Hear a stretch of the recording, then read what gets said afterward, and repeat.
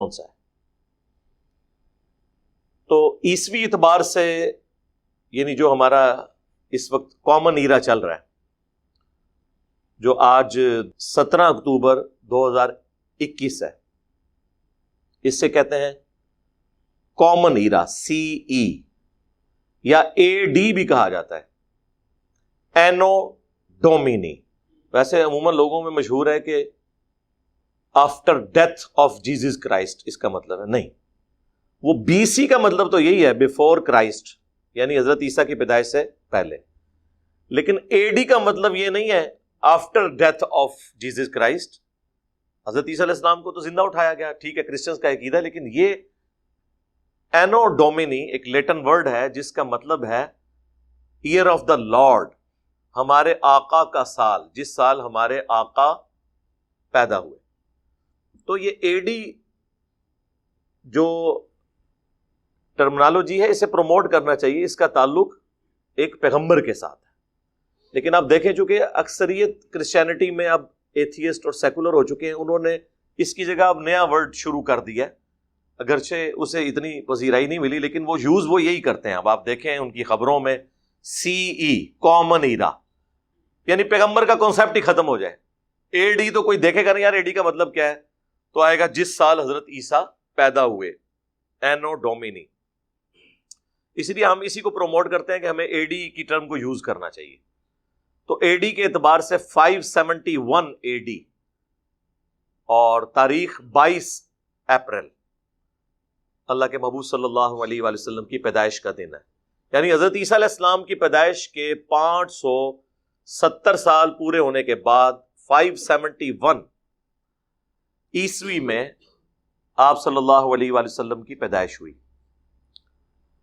اور ڈیتھ آپ کی ہوئی 632 عیسوی کے اندر۔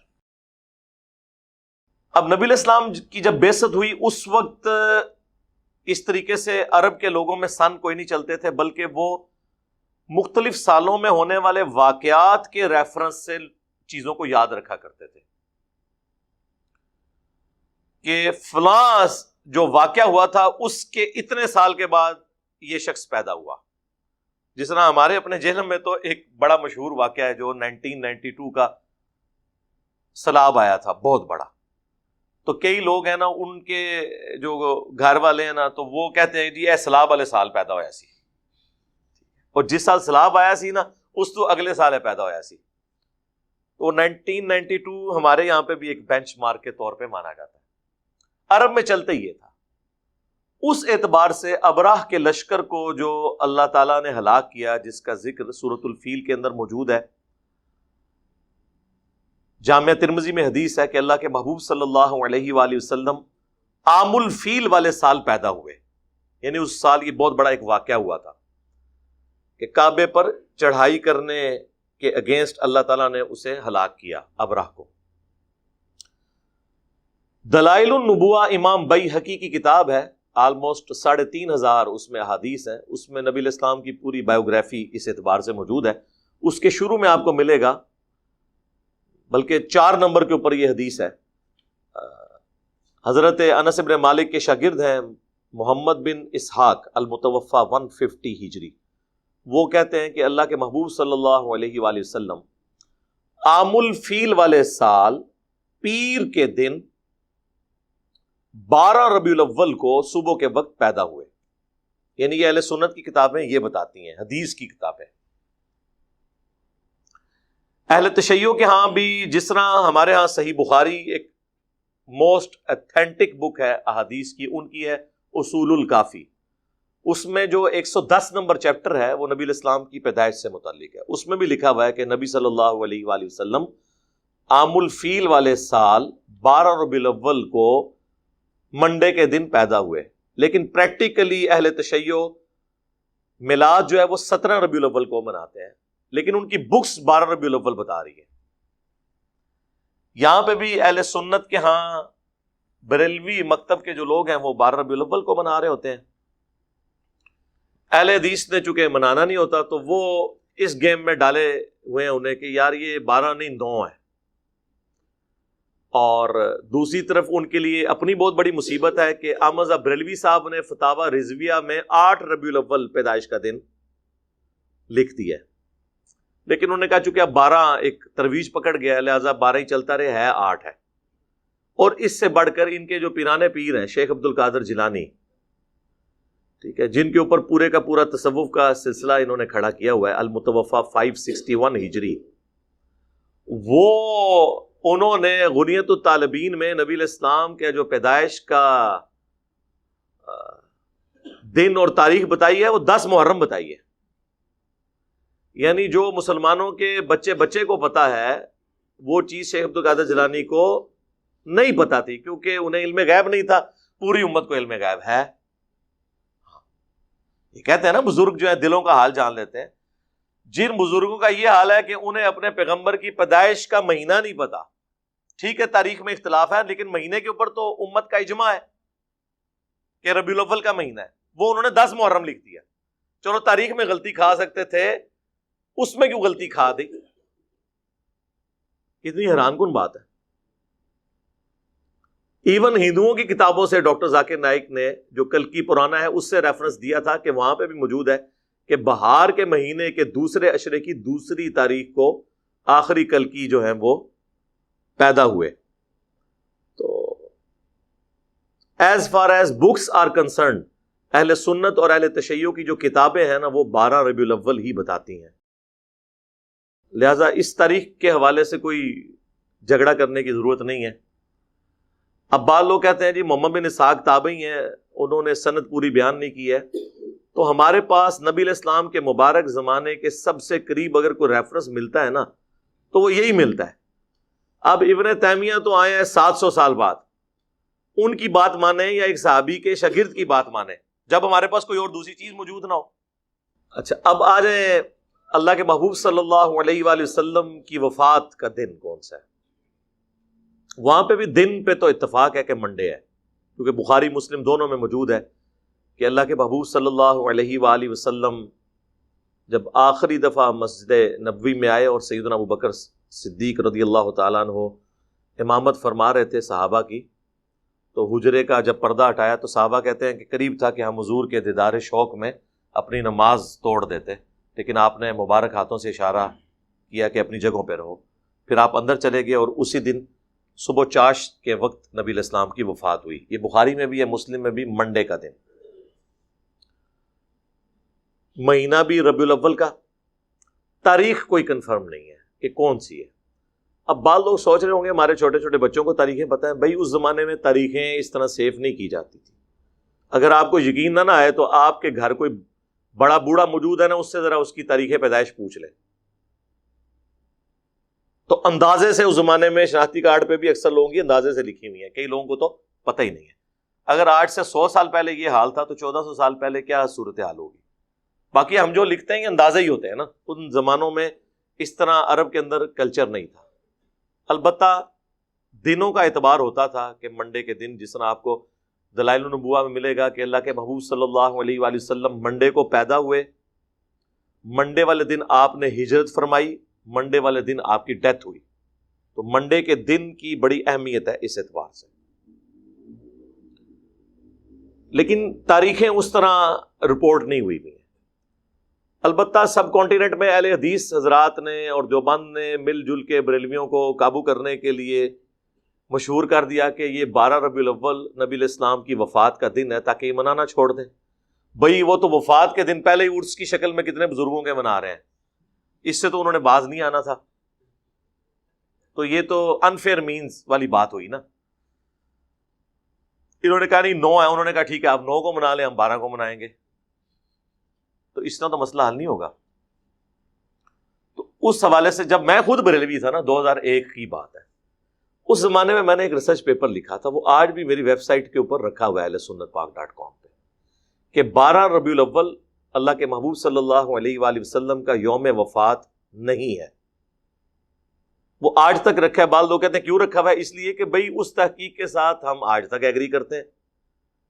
یہ تو نہیں ہے کہ بریلویوں کی ساری باتیں غلط ہیں اور دیوبند کی ساری باتیں غلط ہیں اور اہل حدیث کی ساری باتیں غلط ہیں اور اہل تشیع کی ساری باتیں غلط ہیں۔ اب تو آپ لوگوں کو پتا چلا ہے کہ شیعہ کی کئی باتیں صحیح نکل آئی ہیں تو باقی فرقوں کی بھی ٹھیک نکل آتی ہیں. تو اس میں نے بخاری مسلم سے ثابت کیا تھا، صحیح بخاری اور صحیح مسلم دونوں میں یہ حدیث موجود ہے جو میں نے بیان کی. نبی علیہ السلام کی وفات کا دن منڈے، مہینہ ہو گیا چلے ربیع الاول، اور سن بھی سب کو پتا ہے 11 ہجری ہے. اور بخاری اور مسلم میں یہ حدیث ہے کہ اللہ کے محبوب صلی اللہ علیہ وآلہ وسلم نے جو زندگی میں ایک حج کیا، وہ حج آپ نے کیا 10 ہجری کے اندر، اور جب آپ نے حج کیا تھا اس دن یوم عرفہ، صحیح بخاری اور مسلم میں آتا ہے کہ وہ جمعے کے دن تھا، یعنی 9 ذوالحجہ یوم عرفہ میدان عرفات والا. وہ نبی علیہ السلام نے جس سال حج کیا 10 ہجری میں وہ جمعے کے دن آیا تھا. تو ذوالحجہ کے بعد اگلا مہینہ کون سا؟ محرم، پھر سفر، اور پھر ربیع الاول، اور ربیع الاول میں آپ کی ڈیتھ ہو گئی. اب یہ بیچ میں جو 3 مہینے انوالو ہو رہے ہیں نا، ذوالحجہ، محرم اور سفر، یہ تینوں مہینے آپ 30 کے رکھ لیں، حالانکہ 3 30 کے نہیں ہوتے، تینوں 29 کے رکھ لیں، 2 29 1 30 یا 2 30 1 29، یہ 4 پاسبلٹیز بنتی ہیں. کسی بھی صورت ربیع الاول میں جو 12 کی ڈیٹ آ رہی ہے وہ منڈے والے دن نہیں بنتی، جبکہ بخاری مسلم میں ثابت ہے کہ حضور کی ڈیتھ ہوئی ہے منڈے والے دن. تو منڈے کے دن 12 ربیع الاول آتی نہیں ہے، چاہے تینوں مہینوں کو کسی بھی اعتبار سے رکھتے ہیں. تو یہ دونوں طرف کانسٹرینٹ موجود ہے. 10 ہجری میں 9 ذوالحجہ جمعے کے دن آئی، اور ادھر وفات ہوئی منڈے کے دن. تو آپ کیلکولیشن شروع کرتے ہیں. تو وہ سارے ٹیبل میں نے بنائے، وہ ٹیبل مختلف علماء کے پاس گئے. سب لوگ جو ہے نا، سب سے زیادہ تو علمی اپنے آپ کو اہل حدیث سمجھتے ہیں، وہ بھی فیل ہوئے. حتیٰ کہ شیخ زبیر علی صاحب سے جب میری بعد میں ملاقات ہوئی، میں نے کہا شیخ صاحب اس زمانے کا ایک ریسرچ پیپر آپ کو بھی اہل حدیثوں نے بھجوایا تھا، تو آپ نے جواب کیوں نہیں دیا؟ کہتے ہیں جواب کہاں سے دیتا، صحیح لکھا ہوا تھا. تو خاموش رہنے میں ہی عافیت تھی. اور پھر انہوں نے اس کا پریکٹیکل ثبوت دیا. آپ دیکھیں جو درود شریف پہ جو کتاب ہے نا، فضل الصلاۃ علی النبی، جو پہلے 300 سال میں کتاب لکھی گئی قاضی اسماعیل رحمہ اللہ نے، 107 احادیث اور آثار ہیں درود شریف پہ. اس کے جو آخر میں جا کے نا نبی علیہ السلام کی بایوگرافی نا مختصر لکھی ہے شیخ زبیر صاحب نے، کہ آپ فلاں سن میں پیدا ہوئے، فلاں ہجری میں جو ہے وہ بدر ہوئی، اس میں احد ہوئی، آپ کی زندگی کے جو بڑے بڑے واقعات. اینڈ پہ جا کے انہوں نے لکھا کہ آپ کی وفات سوموار کے دن ربیع الاول میں ہوئی. تاریخ نہیں لکھی، ورنہ تو لکھ دیتے نا اہل حدیثوں کو خوش کرنے کے لیے 12 ربیع الاول. نہیں لکھا. ایون جو سیرت الرسول والی کتاب ہے محمد بن عبد الوہاب صاحب کے بیٹے کی، عبداللہ کی، وہ آپ کو یہاں سے باہر سے مل بھی جائے گی، ہم نے PDF بھی اس کا رکھا ہوا ہے. اس میں بھی آپ دیکھیں تو انہوں نے محمد بن اسحاق کا وہ قول نقل کیا ہوا ہے. امام المغازی ہیں. سیرت ابن اسحاق دنیا میں پہلی سیرت کی باقاعدہ کتاب ہے، اور یہ امام ابن اسحاق جو تھے المتوفا 150 ہجری، جو انس ابن مالک کے شاگرد ہیں، ان سے بڑا ان کے زمانے میں جیوز اور کرسچن میں بھی کوئی تاریخ کا، ہسٹری کا اسکالر نہیں تھا. سیرت ابن اسحاق مشہور ہے، اردو میں آ چکی ہے. اسی کی تلخیص کی تھی 100 سال بعد آلموسٹ امام ابن ہشام المتوفا 232 ہجری نے، سیرت ابن ہشام.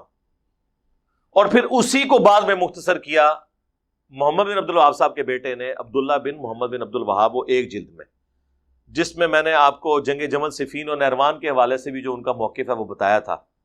وہ کلپ میرا یوٹیوب کے اوپر موجود ہے. محمد بن عبد الوہاب شیعہ. میں نے تو پھر بھی کنٹرول الفاظ میں باتیں کی ہوئی ہیں، انہوں نے تو کھل کے باتیں کی ہیں الحمدللہ. اس میں بھی آپ کو یہ ملے گا. تو نبی علیہ السلام کی وفات کا دن منڈے، مہینہ ربیع الاول، تاریخ کوئی کنفرم نہیں ہے کہ کون سی تاریخ. یہ زیادہ بڑی جو چیزیں پوچھی جاتی ہیں. اس کے بعد وہ کہتے ہیں، دیکھیں جی قرآن پاک میں اللہ تعالیٰ نے فرمایا قل بفضل اللہ وبرحمتہ فبذلک فلیفرحوا، اے نبی تم فرماؤ کہ اللہ کے فضل اور رحمت ملنے کے اوپر خوشیاں منایا کرو، یہ اس سے بہتر ہے جو تم دنیا کا مال جمع کرتے ہو. تو وہ کہتے ہیں اس کے تحت نبی الاسلام کی پیدائش کے اوپر ہمیں خوشی منانی چاہیے، کیونکہ اللہ تعالیٰ نے سورہ آل عمران میں فرمایا ہے لَقَدْ مَنَّ اللَّهُ عَلَى الْمُؤْمِنِينَ إِذْ بَعَثَ فِيهِمْ رَسُولًا، بے شک اللہ کا احسان ہے مومنین پر کہ انہی میں سے ایک رسول کو مبعوث کیا جو اللہ کی آیات ان پر تلاوت کرتے ہیں، ان کا تزکیہ کرتے ہیں اور انہیں کتاب و حکمت کی تعلیم دیتے ہیں، اور اس سے پہلے یہ کھلی گمراہی میں تھے. پھر وَمَا أَرْسَلْنَاكَ إِلَّا رَحْمَةً لِّلْعَالَمِينَ، نبی علیہ السلام کو اللہ تعالیٰ نے سارے جہان والوں کے لیے رحمت بنا کر بھیجا. تو وہ کہتے ہیں کہ جی دیکھیں، جب اللہ تعالیٰ کہہ رہا ہے کہ میرا فضل اور رحمت ملے، اور ایسا فضل جس پہ اللہ احسان جتا رہا ہے مومنین پر، تو اس کے ملنے پہ خوشی کرنی چاہیے. بالکل ٹھیک ہے، لیکن اگر یہ آپ آیت کا کانٹیکسٹ پڑھیں تو یہ اسپیسیفکلی قرآن کے بارے میں ہے، اسے آپ ایکسٹراپولیٹ کر سکتے ہیں نبی علیہ السلام کی ذات کے بارے میں بھی، لیکن اس کا سٹارٹ یوں ہوتا ہے قَدْ جَاءَتْكُمْ مَوْعِظَةٌ مِّن رَبِّكُمْ، بے شک تمہارے پاس تمہارے رب کی طرف سے ایک واضح و نصیحت والی چیز آ گئی، اور ہدایت اور رحمت مومنین کے لیے، یعنی قرآن. اور پھر آتا ہے قُلْ بِفَضْلِ اللَّهِ وَبِرَحْمَتِهِ، یعنی قرآن کے ملنے پر خوشیاں مناؤ. تو جشن قرآن تو کوئی نہیں ہوتا. آج تک آپ نے سنا ہے جشن قرآن سال کے بعد منایا جاتا ہو؟ ہاں، جشن قرآن کی بجائے یہ کہا جاتا ہے قرآن حدیث ڈائریکٹ نہیں پڑھنا، گمراہ ہو جاؤ گے. یہ جشن ہو رہا ہوتا ہے. تو جشن قرآن بھی منائے، جشن میلاد بھی منائے، لیکن اس طریقے پر جو اللہ کے محبوب صلی اللہ علیہ وآلہ وسلم نے تعلیم فرمایا، جو صحیح مسلم میں حدیث ہے 2750، جو مشکات میں بھی موجود ہے نفلی روزوں والے چیپٹر کے اندر. اللہ کے محبوب صلی اللہ علیہ وآلہ وسلم ہر منڈے کا روزہ رکھا کرتے تھے پیر کے دن. تو صحابہ کرام علیہم رضوان نے پوچھا کہ اے اللہ کے نبی علیہ السلام آپ یہ روزہ کیوں رکھتے ہیں؟ تو آپ نے فرمایا فیہ ولدت وفیہ انزل علی، اس دن میں پیدا ہوا اور اس دن مجھ پر پہلی دفعہ وحی نازل ہوئی. یعنی وحی کا نزول بھی منڈے کو ہوا، یعنی منڈے کا دن اللہ کے محبوب صلی اللہ علیہ وآلہ وسلم کی مبارک زندگی میں بڑا اہم ہے.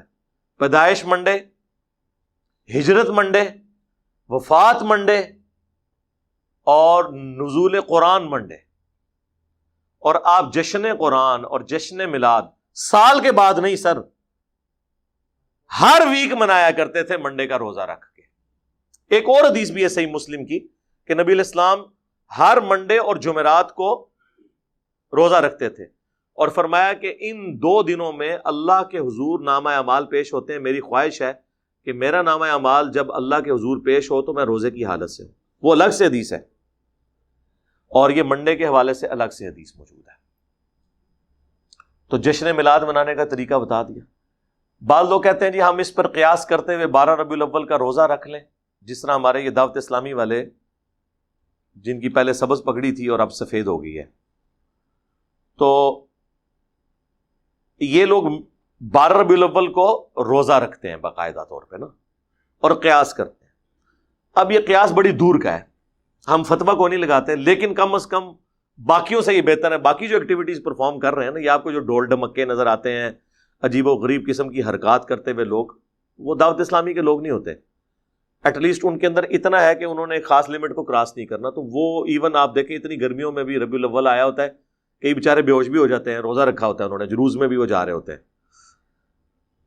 باقی یہ ماڈل بنانا، ماڈلز کے آگے کھڑے ہو کے دعائیں کرنا، پھر ان ماڈلز کو دیکھنے کے لیے مرد و عورت کا اختلاط ہونا، اس کو تو خود بریلوی مکتب کے لوگ بڑے علماء ناپسند کرتے ہیں. الیاس قادری صاحب تو بہت زیادہ مخالفت اس کی کرتے ہیں، لیکن چونکہ اب یہ کلچر ہے، بن چکا ہے، اب اس کے اوپر آپ کوئی قدغن لگانا بڑا مشکل کام ہے. تو وہ 12 ربیع الاول کا روزہ رکھتے ہیں، ان کو بھی میں کہتا ہوں بجائے 12 ربیع الاول کا روزہ رکھنے کے آپ منڈے کا روزہ رکھیں. آج 10 ربیع الاول ہے، کل 11 ربیع الاول منڈے کے دن آ رہی ہے، تو آپ منڈے کا روزہ رکھیں.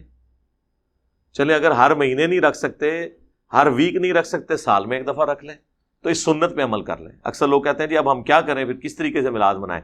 تو ایسے میلاد منائیں. تو یہ سنت طریقہ ہو گیا.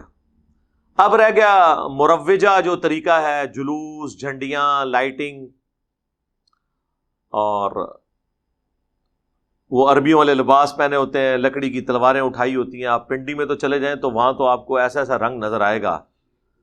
تو اب یہ ساری کی ساری چیزیں ان کو بھی پتہ ہے کہ اللہ کے محبوب صلی اللہ علیہ وآلہ وسلم اور خلفائے راشدین کے زمانے میں نہیں تھی.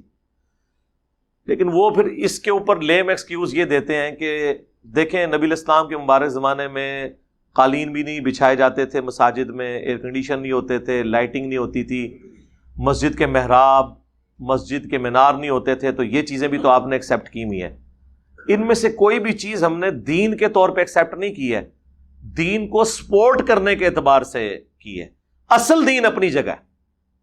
یہ نہیں ہوا کہ لائٹنگ سے اور قالین بچھانے سے اور ایک ایئر کنڈیشن لگانے سے نماز کا طریقہ بدل گیا ہو کہ قیام کی جگہ رکوع کرنا شروع کر دیں اور رکوع کی جگہ سجدہ اور سر جو ہے وہ ہاتھ میں باندھنا شروع کر دیں.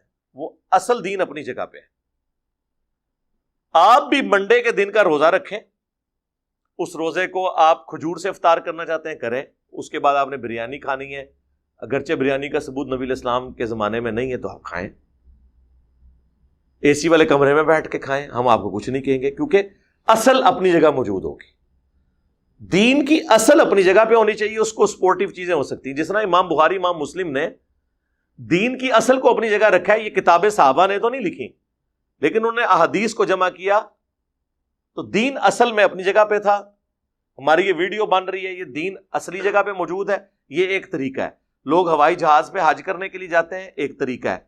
الیکٹرانک کاؤنٹر کے اوپر تسبیحات کو شمار کرنا، یہ ایک طریقہ ہے. لیکن تسبیحات وہی ہیں جو نبی الاسلام نے تعلیم فرمائی، اور اس کی اصل ہے وہ حدیث صحیح مسلم کی کہ جس نے اسلام میں اچھی سنت کو جاری کیا، جتنے لوگ اس پر عمل کریں گے اس کا ثواب اسے ملے گا، اور عمل کرنے والوں کے اپنے ثواب میں بھی کمی نہیں ہوگی. اور جس نے اسلام میں بری سنت کو جاری کیا، جتنے لوگ اس پہ چلیں گے اس کا وبال سب کا جمع کر کے اس شخص پہ ہوگا، اور ان کا اپنا وبال بھی کم نہیں ہوگا.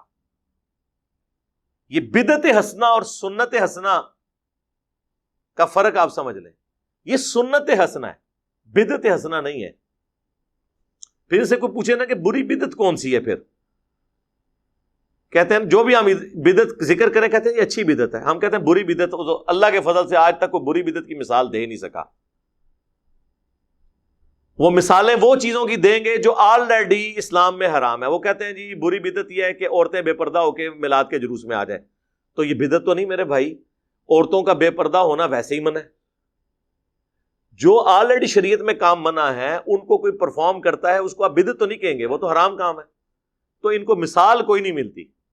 بھائی بخاری مسلم میں واضح حدیث ہے، من احدث فی امرنا ھذا فہو رد، جس نے ہمارے دین جو ہم نے تعلیم کیا ہے اس میں کوئی چیز خود سے داخل کر دی وہ مردود ہے. پھر اکثر آپ کو کہیں گے منع کدھر ہے؟ جی منع ہے. صحیح مسلم میں 2005 نمبر حدیث ہے. اللہ کے محبوب صلی اللہ علیہ وآلہ وسلم جب بھی تقریر کرتے آپ کی آنکھیں سرخ ہو جاتی، آواز بلند ہو جاتی، غصے میں اضافہ ہو جاتا، جیسے کوئی جرنیل اپنی فوج کو تیار کر رہا ہو. یعنی جس سٹائل میں گفتگو کرتا ہوں. کہتے ہیں غامدی صاحب کی طرح بولا کریں، تو وہ غامدی صاحب کی سنت ہے. میں تو اس شخص کی سنت پہ چلتا ہوں جس کی قبر مدینے میں ہے. مسلم شریف ہے سر، مولانا شریف نہیں. آنکھیں سرخ ہو جاتی، آواز بلند ہو جاتی، غصے میں اضافہ ہو جاتا، گویا کہ ایک جرنیل اپنی فوج کو تیار کر رہا ہو. تو مڑ مڑ کرنے سے دنیا میں چینج نہیں آئی ہے. مڑ مڑ تے 1200 سال تو لوگ کر رہے سن. ایک انجینئر کیا آیا ہے، ساری تبدیلی آئی ہے. اس کی وجہ یہ ہے کہ یہ سنت سٹائل ہے اس طریقے سے گفتگو کرنا. ٹھیک ہو گیا؟ تو اس میں نبی علیہ السلام فرماتے اما بعد فإن خیر الحدیث کتاب اللہ وخیر الہدی ہدی محمد صلی اللہ علیہ وآلہ وسلم وشر الامور محدثاتها وکل محدثۃ بدعہ وکل بدعۃ ضلالہ وکل ضلالۃ فی النار. آگاہ ہو جاؤ سب سے بہترین کلام اللہ کی کتاب ہے، سب سے ہدایت یافتہ راستہ محمد صلی اللہ علیہ وآلہ وسلم کا ہے. بدترین کام وہ ہیں جو دین کے اندر نئے داخل کر دیے جاتے ہیں. وہ تمام کام بدعتیں ہیں، تمام بدعتیں گمراہیاں ہیں، اور تمام گمراہیاں جہنم میں لے جانے والی. کچھ الفاظ سنن نسائی میں اور جامع ترمذی میں، مین سٹرکچر اس کی صحیح مسلم میں. منع کی طرح جی منع ہے کہ جو آپ کام خود داخل کریں گے منع ہے. وہ کہتے ہیں جی بتائیں کہ جی یہ چیز نبی علیہ السلام نے حکم کہاں دیا ہے رفع الیدین کا؟ جی دیا حکم. صحیح بخاری میں حدیث ہے صلو کما رأیتمونی اصلی، نماز اس طرح پڑھو جس طرح مجھے نماز پڑھتے ہوئے دیکھتے ہو. اور اس حدیث کے راوی ہیں مالک بن حویرث، اور وہ خود حدیث میں بخاری اور مسلم میں رفع الیدین کے ساتھ طریقہ سکھا رہے ہیں.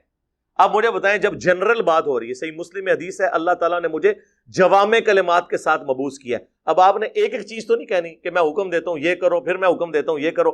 آپ نے جنرل کہہ دیا جس طرح میں نماز پڑھتا ہوں اس طرح نماز پڑھو. اور جو صحابی یہ روایت کر رہا ہے وہ نماز پڑھنے کا طریقہ بتا رہا ہے، تو ہر چیز وہ فنکشن سب کے اوپر اپلائی ہو گیا. یہاں پہ بھی جب آپ نے فرمایا کہ جو کام بھی دین میں داخل کیا گیا وہ بدعت ہوگی، تو سنت حسنہ وہ جائز ہے. میں نے بتایا صحیح بخاری بدعت حسنہ نہیں، سنت حسنہ، اور اس کی اصل وہ صحیح مسلم کی حدیث کہ جس نے اسلام میں اچھی سنت کو جاری کیا. وہ پوری حدیث نہیں پڑھتے، اس میں ہے کہ نبی الاسلام کے پاس کچھ غریب اصحاب آئے، ان کی غربت دیکھ کے نبی الاسلام کے چہرے پر ناگواری کے آثار آئے، آپ بڑے غمگین ہوئے. آپ نے مسجد میں ممبر لگوا کر خطبہ دیا، اور پھر آپ علیہ السلام نے انفاق فی سبیل اللہ سے متعلق آیات تلاوت کی، اور پھر کہا کہ اپنے آپ کو بچا لو جہنم کی آگ سے، خواہ ایک کھجور ہی صدقہ کرو. اور اس ترغیب دلانے پر لوگ اپنے اپنے گھروں کو گئے. ایک انصاری گھر گئے، انہوں نے ایک بہت بڑے بورے کے اندر، بزرگوں کی کتابیں نہیں، اپنے گھر کا سامان اس میں جمع کیا. اور وہ صحابہ کہتے ہیں بڑی مشکل سے وہ گھسٹتے ہوئے مسجد میں آ کے، اس مسجد کے سین میں جب انہوں نے بورا رکھا نا، باقی لوگ اتنے امپریس ہوئے کہ یار یہ تو بندہ ایک بالکل لوور مڈل کلاس کا بندہ اور اتنا سامان اٹھا کے لے آیا. تو سب کو ہمت ہوئی، سب اپنے گھروں میں گئے، حتیٰ کہ صحیح مسلم کے الفاظ ہیں نبی علیہ السلام کا مبارک چہرہ جو ہے وہ سونے کی طرح اور سورج کی طرح چمکنا شروع ہو گیا خوشی سے، جو تھوڑی دیر پہلے اتنی ناگواری تھی کہ یار یہ لوگ اتنا انفاق کر رہے ہیں. وہاں پھر آپ نے فرمایا جس نے اسلام میں اچھا طریقہ جاری کیا، یعنی کس نے؟ اس انصاری صحابی نے جو بارش کا پہلا قطرہ بنا. لہذا امام مالک بارش کا پہلا قطرہ بنے کہ انہوں نے الموطا امام مالک ایک باقاعدہ حدیث کی کتاب لکھی. شاہ ولی اللہ دہلوی بارش کا پہلا قطرہ بنے کہ انہوں نے قرآن کو ٹرانسلیٹ کیا فارسی زبان کے اندر. تو اس طریقے سے جو بھی اپنے اپنے زمانے میں یہ کام کرتا ہے اس کے لیے وہ اجر ہے. تو یہ دو چیزوں کو مکس کر دیتے ہیں. بدعت حسنہ اور چیز ہے، سنت حسنہ اور چیز ہے. تو بدعت حسنہ کوئی چیز نہیں ہوتی ہے، بدعت ہی ہوتی ہے. حسنہ اور سیئہ کا فرق سنت کے اعتبار سے، طریقے کے اعتبار سے. تو یہ بھی اکثر لوگ چونکہ پوچھ رہے ہوتے ہیں، اس لیے میں نے اس کو ساتھ بریف کر دیا. تو وہ بعض اوقات دو پھر مثال دیتے ہیں، جی آپ اقبال ڈے بناتے ہیں، قائد اعظم ڈے مناتے ہیں، اپنے بچوں کے برتھ ڈے مناتے ہیں، تو نبی کا برتھ ڈے مناتے ہوئے آپ کو تکلیف ہوتی ہے. نہیں جناب، ایسا نہیں ہے. رسول اللہ صلی اللہ علیہ وآلہ وسلم چونکہ ایک ریلیجس پرسنالٹی ہیں، آپ کے ساتھ کوئی ایسا عقیدہ منسوب نہیں کیا جائے گا جو آپ کی اجازت کے بغیر ہو رہا ہوگا، کیونکہ وہ پھر وہ دین بن جائے گا. ڈاکٹر اقبال یا محمد علی جناح یا اور پرسنالٹیز، ان کو ہم اپنے پولیٹیکل لیڈرز کے طور پر لے رہے ہوتے ہیں، مذہبی پیشوا کے طور پہ تو نہیں لے رہے ہوتے. تو نبی الاسلام کی پرسنالٹی تو ایک سینسٹیو ایشو ہے نا کہ ہم ان کے ساتھ کوئی چیز ریلیٹ کریں. اور پھر اگر آپ علیہ السلام کے ساتھ کوئی چیز ایسی ریلیٹ کر رہی ہے تو سب سے زیادہ سمجھدار اور عاشقان رسول کون ہیں؟ صحابہ اور اہل بیت، اور ان میں بھی سب سے بڑھ کر خلفائے راشدین، جن کے بارے میں جامعہ ترمذی میں، سنن ابی داؤد میں حدیث موجود ہے، میرے بعد تم دین میں نئی نئی بدعتیں دیکھو گے، ان سے بچنا. علیکم بسنتی و سنت الخلفاء الراشدین المہدیین، تم پر میری سنت اور میرے خلفائے راشدین ہدایت یافتہ کی سنت لازم ہے. تو ہم معصومانہ سوال جب ان سے کرتے ہیں کہ بتائیں کہ جب مولا علی کوفہ شفٹ ہو گئے، دارالخلافہ انہوں نے کوفہ شفٹ کر دیا، اور مولا علی وہ ہیں کہ جو 3 خلفاء کے ساتھ نائب کی حیثیت سے رہے اور چوتھے نمبر پہ خود خلیفہ بنے. کوئی حدیث کوئی چھپی رہ گئی تھی تو ان تک تو پہنچ گئی. تو جو 5 سال کوفے میں مولا علی رہے، تو وہ جو 5 سال 12 ربیع الاول کا دن آتا تھا، اس میں جو مولا علی جلسہ کرواتے تھے کوفے کی بڑی جامع مسجد کے اندر، اس میں مہمان خصوصی کون ہوتا تھا؟ یہ آگے سے کہیں گے ایک کرتا ہے سوال، جی اس طرح ہی ہوئے گا جو تسی کر کے ساڈے عشق نو چیلنج کرو گے، پھر اسی تے انج ہی پوچھاں گے کہ مولا علی جو ہے وہ نعت کس سے پڑھواتے تھے کوفے کی جامع مسجد میں. تو آپ کو چہرہ لٹکا کے کہ جی اس زمانے سے کچھ نہیں سی ہوتا. تو جو کام اس زمانے میں نہیں ہوتا تھا وہ آپ شروع کر کے اور اس کی بنیاد پہ باقی تمام مکاتب فکر کو گستاخ ڈکلیئر کریں. اور جب جوڈیشری میں بات پیش ہو، یعنی ہماری عدالت میں، تو کہیں کہ نہیں جی ہم تو اسے مستحب سمجھتے ہیں، اگر کوئی نہیں کرتا ہم اسے کوئی گستاخ نہیں کہتے. تو سر پھر آپ یہ شعر جگہ جگہ لکھ کے کیوں لگاتے ہیں؟ نثار تیری چہل پہل پر ہزاروں عیدیں اے ربیع الاول، سوائے ابلیس کے جہاں میں سبھی تو خوشیاں منا رہے ہیں. یہ مفتی احمد یار خان نعیمی صاحب جن کا مزار گجرات میں ہے، جنہوں نے جال حق کتاب لکھی ہے، ان کا یہ شعر ہے. آپ نے پوری امت کو ابلیس بنا دیا. صحابہ تابعین تبع تابعین کے مبارک دور میں جتنے مسلمان ہیں ان کو ابلیس کہہ دیا، کیونکہ وہ آپ کے طریقے پہ تو میلاد نہیں مناتے تھے. تو وہ تو وہی طریقہ تھا جو صحیح مسلم میں ہے 2750، فیہ ولدت وفیہ انزل علیہ، میں پیر کا روزہ اس لیے رکھتا ہوں کہ اس دن میں پیدا ہوا اور اس دن مجھ پر پہلی وہی نازل ہوئی. تو بتائیں پھر مولا علی نے کس طریقے سے میلاد منایا ہے؟ پھر آپ کو یہ ڈھیلا سا منہ بنا کے بتائیں گے کہ جی ہاں جی وہ اعلیٰ حضرت نے بھی فتاوی رضویہ میں لکھا ہے، ہمارے بزرگ بھی بتاتے ہیں کہ ایک ایوبی بادشاہ تھے، اہل سنت تھے. یہ اہل حدیث جو کہتے ہیں نا شیعہ نے شروع کروایا، شیعہ نے نہیں شروع کیا. آپ گوگل میں بھی جا کے لکھیں تو پوری ہسٹری اس کی آ جائے گی آپ کو، ویکیپیڈیا کے اندر. یہ ایک سنی بادشاہ تھے، الملک المظفر. ایوبی سلطنت جو چلی تھی نا، اب تو ارطغرل ڈرامے میں آپ کو پتہ چل گیا ہوگا ایوبی اور عثمانی وہ والے فرق وہ بھی اس میں بتا رہے ہیں. ایوبی سلطنت کے یہ ایک تھے بادشاہ، 630 ہجری میں فوت ہوئے ہیں اور عیسوی اعتبار سے 1033 عیسوی. آج چل رہا ہے یہ 2021، تو آلموسٹ آپ سمجھ لیں 1000 سال پہلے کی بات ہے. تو انہوں نے 604 ہجری کے اندر پہلی دفعہ ان کو کسی نے، ظاہر ہے جی جب آپ کو کرنے کو کوئی کام نہ ہو تو پھر کوئی نہ کوئی چیز سوچتی ہے، تو انہوں نے 12 ربیع الاول کے دن علماء کو جمع کیا اور محفل نعت اور وہ جو صوفیاء کا وہ طریقہ ارطغرل ڈرامے میں آپ دیکھ رہے ہیں، وہ ناچ کود کے جو وہ ذکر کرتے ہیں وہ، اور جناب کھانے اور پکوان بڑے پکوا کے تو علماء کا اکرام مسلم کیا. تو ظاہر اب علماء نے کہا کہ لو جی سال بعد یہ بھی روٹی ہماری کھل گئی. تو ان میں سے ایک مولوی نے ایک کتاب لکھ دی میلاد کے ثبوت پہ، یعنی کام وہ اس زمانے میں شروع ہوا اور اس میں ثبوت پہ آ گئی. اچھا اب وہ شروع ہو گیا، ظاہر ہے اس زمانے میں تو نیا کام تھا، لوگ مخالفت کرتے تھے، لیکن آج تو 1000 سال پرانا ہو چکا ہے. تو یہ کہتے ہیں پرانے بزرگوں کو انجینئر برا کہتا ہے. میں پرانوں کو نہیں برا کہتا، میں درمیانوں کو کہتا ہوں. آج سے 1000 سال پہلے پرانا کیسے ہو گیا؟ 1000 سال بعد تو میں بھی پرانا ہو جاؤں گا. درمیانے ہیں. پرانے وہ ہیں جو صحابہ تابعین تبع تابعین اہل بیت، وہ پہلے 300 سال جو بخاری مسلم میں حدیث ہے سب سے بہتر زمانہ میرا، پھر صحابہ کا، پھر تابعین کا، پھر تبع تابعین کا. اس کے بعد جھوٹے لوگ پیدا ہوں گے جو جھوٹی گواہیاں دیں گے، امانت میں خیانت کریں گے اور موٹاپے کو پسند کریں گے. کپڑے ان کے سنت کے مطابق ہوں گے، پیٹ منافقین والا ہوگا. جی سورہ محمد میں آیا یہ ایسے کھاتے ہیں جس طرح جانور کھاتے ہیں، اور سورۃ المنافقون میں آیا نبی ان کے جسموں کو دیکھو تمہیں تعجب میں ڈال دے. یقین کریں واقعی میں ان کو صوفوں میں بیٹھے ہوئے دیکھتا ہوں نا، آدھا پیٹ اس طرف لٹکا ہوا ہے، آدھا اس طرف، اتنے بڑے فل سائز، اس میں بڑی مشکل سے سفید کپڑوں میں ان کے موٹے پیٹ چھپ جاتے ہیں. کسی کو بیماری ہو علیحدہ بات ہے، لیکن سارے تو نہیں بیمار ہو گئے. یار تارج میر صاحب بھی ہیں نا، ان کا تو پیٹ نہیں نکلا ہوا. تو یہ کیا ہوا کہ جو بھی عالم بنتا ہے تو بیمار ہو جاتا ہے پیٹ کے اعتبار سے، کھاتے ہی بہت ہے زیادہ تر. تو وہ روٹی روزی ان کی کھل گئی اور وہ پھر سلسلہ ایسا شروع ہوا. پھر جلتی پہ تیل کا کام کیا سلطنت عثمانیہ نے، یہ ارطغرل صاحب کی اولاد نے. انہوں نے 1588 عیسوی کے اندر، آج سے آلموسٹ آپ سمجھ لیں 600 سال پہلے یا 500 سال پہلے کہہ لیں، انہوں نے سلطنت عثمانیہ جو 3 براعظموں میں پھیلی ہوئی تھی، سرکاری سطح کے اوپر 12 ربیع الاول کی چھٹی ڈکلیئر کر دی. وہاں سے پھر اسے اور تقویت مل گئی اور وہ سلسلہ اب تک چلتا آیا. اور اسی کی باقیات یہ ہیں کہ پاکستان میں پھر 12 ربیع الاول کی چھٹی ہوئی اور یہ سارے کے سارے معاملات اس طریقے سے چلے. یہ اس کی پوری ہسٹری ہے جس کا تعلق صحابہ تابعین تبع تابعین بعد کے لوگوں، پہلے آپ سمجھ لیں 600 سال کے لوگوں کے ساتھ اس کا کوئی تعلق نہیں ہے. اور یہ 7ویں صدی جو ہے نا یہ مسلمانوں کے اوپر افتاد بن کے ٹوٹی ہے. گنبد خضرا بھی 7ویں صدی ہجری میں رکھا گیا اور یہ خود اعلیٰ حضرت بھی لکھ رہے ہیں. بلکہ آپ کو وفا ایک کتاب ہے علامہ سمودی المتوفا 911 ہجری کی، جو تاریخ مدینہ پہ دنیا میں اتھینٹک ترین بک مانی جاتی ہے، اردو ترجمہ اس کا ہو چکا ہے، پوری اسلامک ہسٹری ہے مدینے کی، صرف مدینہ شریف کی،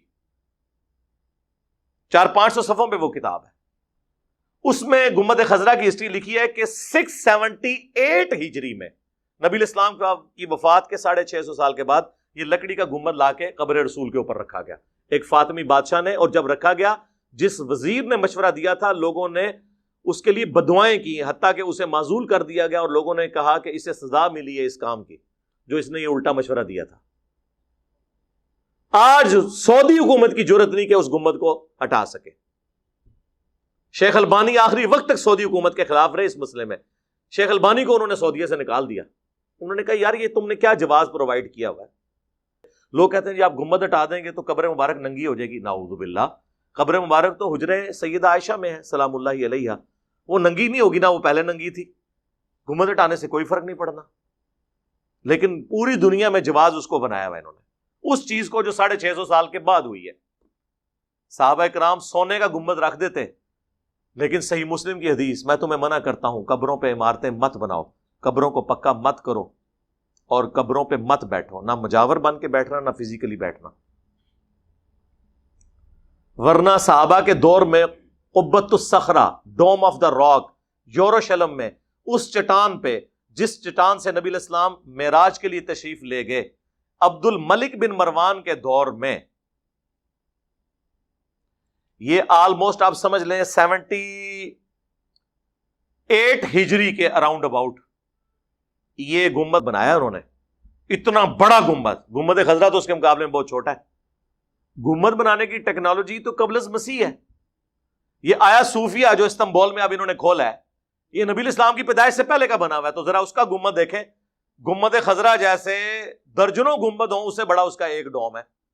اور جب دنیا کی سپر پاور حضرت عمر کے زمانے میں مسلمان بن چکے تھے تو ایک گنبد حضور کی قبر مبارک پہ کیوں نہیں رکھ دیا؟ ان کو پتا تھا یہ منع ہے، یہ ہے کتابوں کا دین۔ تو اسی لیے ہم عرض کرتے ہیں کہ مرنے سے پہلے اے مسلمان کر لے اس پہ غور، کتابوں کا خدا اور ہے، بابوں کا خدا اور، کتابوں کا نبی اور ہے، بابوں کا نبی اور، کتابوں کا دین اور ہے، بابوں کا دین اور۔ بابے بھی اسی دین، اسی رب کو، اسی پیغمبر کو مانتے ہیں، لیکن ان کوالٹیز کے ساتھ نہیں جو کتابوں میں رپورٹ ہوئی ہیں، وہ ان کوالٹیز کے ساتھ مانتے ہیں جو ان کے بابوں نے رپورٹ کی۔ اب ہم تو پیار محبت سے سمجھا ہی سکتے ہیں، غصہ نہیں کسی پہ کھا سکتے، ان چیزوں کو لوگ پھر جذبات کے ساتھ جوڑ لیتے ہیں۔ تو یہ مروجہ ساری چیزیں جو ہے نا، یہ اس طریقے سے جو چیزیں بعد میں شروع ہوئی ہیں اس کے اوپر کسی کے اوپر قدغن لگانا، باقی اس کو میں مانتا ہوں کہ اس پہ اجماع امت ہو چکا ہے۔ المستدرک للحاکم میں حدیث ہے، میری امت کبھی بھی گمراہی پہ جمع نہیں ہوگی، جماعت پہ اللہ کا ہاتھ ہے۔ المعجم الکبیر طبرانی میں بھی یہ حدیث موجود ہے کہ پوری امت جب کسی بات پہ متفق ہوگی تو وہ اللہ کی مرضی سے ہوگی، یہ امت گمراہ نہیں ہوگی۔ ہاں اگر کسی ایک گروہ کی مخالفت آ جاتی ہے پھر وہ اجماع امت نہیں ہوگا۔ یہاں تک اجماع ہو چکا ہے کہ ربیع الاول کے مہینے میں نبی علیہ السلام سے متعلق پوری دنیا کے اندر سیمینارز، پروگرام کیے جاتے ہیں۔ ایون وہ آپ دیکھیں یہاں پہ اہل حدیث بھی امام الانبیاء کانفرنس کر رہے ہیں، دیوبندی سیرت النبی کانفرنس کر رہے ہیں، بریلوی میلاد مصطفیٰ کانفرنس کر رہے ہیں، اہل تشیع بھی کر رہے ہیں۔ پروگرام نبی علیہ السلام کی سیرت کو، آپ کی صورت کو، آپ کے معجزات کو ذکر کرنا، آپ علیہ السلام کی شخصیت کی کوالٹیز کو ذکر کرنا، اس مہینے کے اندر جمعے کے خطبوں میں تمام مکاتب فکر کے لوگ یہ ساری چیزیں کرتے ہیں، یہ بالکل درست ہے، یہاں تک اجماع ہے۔ باقی یہ جو ایگزیکٹلی 12 ربیع الاول کے دن کو ٹارگٹ کر کے جھنڈیاں، جلوس، لائٹنگ، اس اعتبار سے جو کچھ کیا جا رہا ہے نا، اس کے اوپر کوئی اجماع نہیں ہوا۔ بس میں اشارے سے ہی بات کر سکتا ہوں تاکہ آپ کو بات سمجھ آئے۔ اس کے اوپر پھر وہ یہ بھی کہتے ہیں جی قرآن میں اما بنعمت ربک فحدث، پس اپنے رب کی نعمتوں کا خوب چرچا کرو۔ وہ کہتے ہیں جی چرچا تو سڑکیں بند کیے بغیر ہوگا ہی نہیں، بدماواں بھی لڑنگیاں تو آنو، چرچا نہیں ہوئے گا۔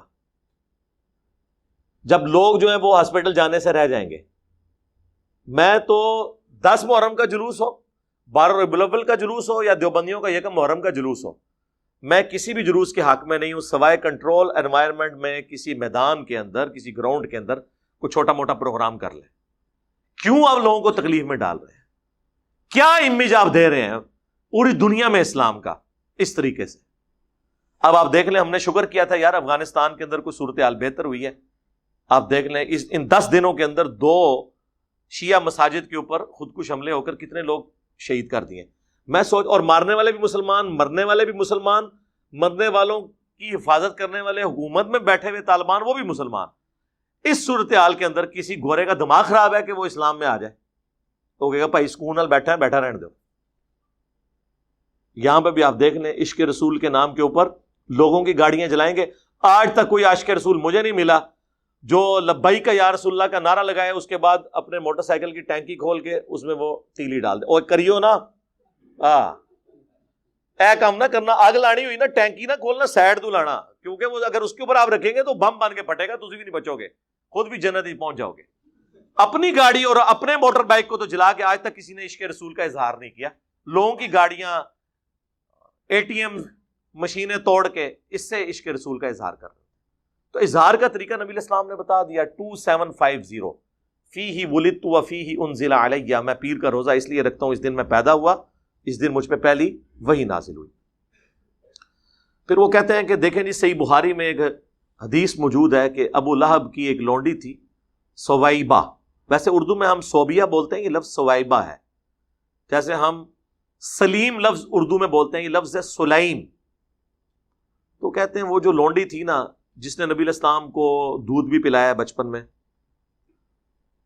تو صحیح بخاری میں آتا ہے کہ ابو لہب کے مرنے کے بعد اس کے خاندان والوں میں سے کسی نے خواب میں دیکھا کہ تیری کیا حالت ہے، تو وہ کہنے لگا کہ میں بڑی تکلیف میں ہوں.